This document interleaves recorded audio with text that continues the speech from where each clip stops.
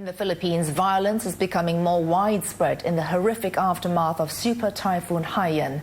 Today, a mass burial in the devastated city of Tacloban reportedly had to be called off when gunshots were fired.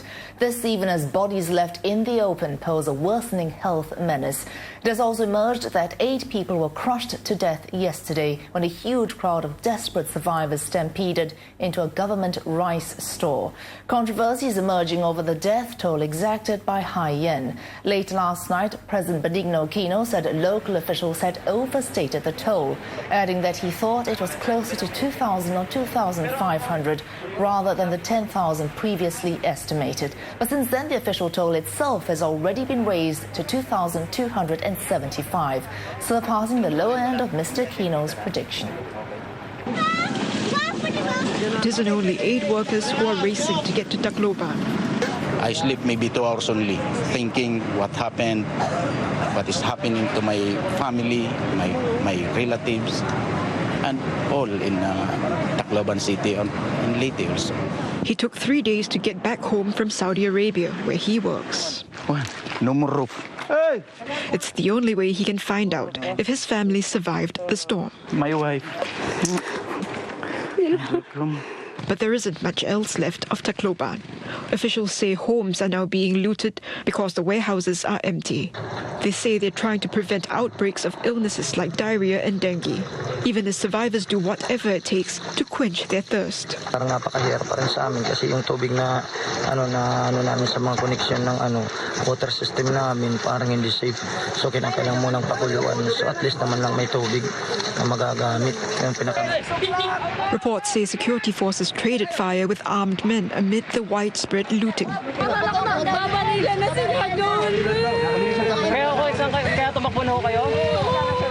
Given the circumstances, those who can are trying to catch the next plane out.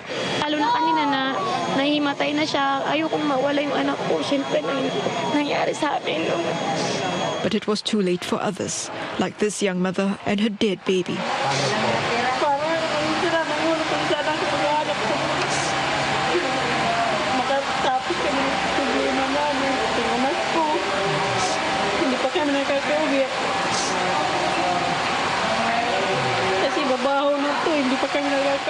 The infant had already been ill before the typhoon, and its mother had tried to seek help, but to no avail.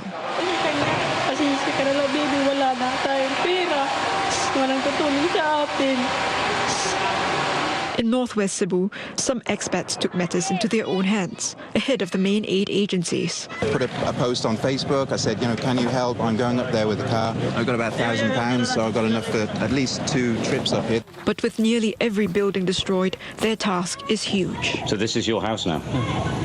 That's what's left? On Channel News Asia's correspondents are making their way to the heart of the disaster zone. They tell us about their journey. We came from Cebu, which was rather a case of normalcy. When we arrived on the coast here in Leyte at Ormoc, roofs lifted off buildings, mangled tin roofs everywhere, scattered on the floor. Trees that looked like they'd been pummeled.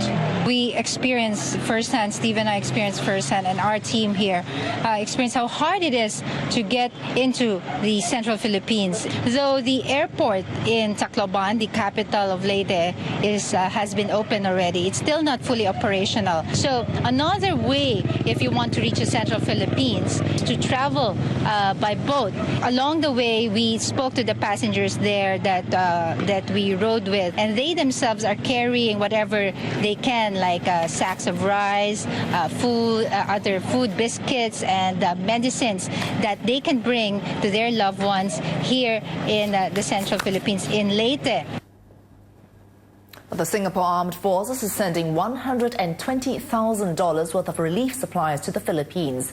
The aid in 2 tranches includes tents, ground sheets, medical supplies and blankets. Non-governmental organizations are also stepping up their efforts. The Singapore Red Cross says it has received more than $145,000 in public donations to its Typhoon Haiyan relief appeal.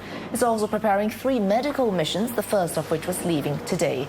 Another team of volunteers will arrive in Cebu tomorrow morning to help distribute relief. We are not going to bring our own supplies from Singapore because logistically it is, quite a big job. With the knowledge that the roads are not really open, accessibility is a big question mark. So what we intend to do is to do local purchases that will cut down the movement time. Another group, Mercy Relief, which is sending a team to Tacloban, also says it will get relief supplies from less affected areas nearby. It's focusing for now on providing acute emergency relief.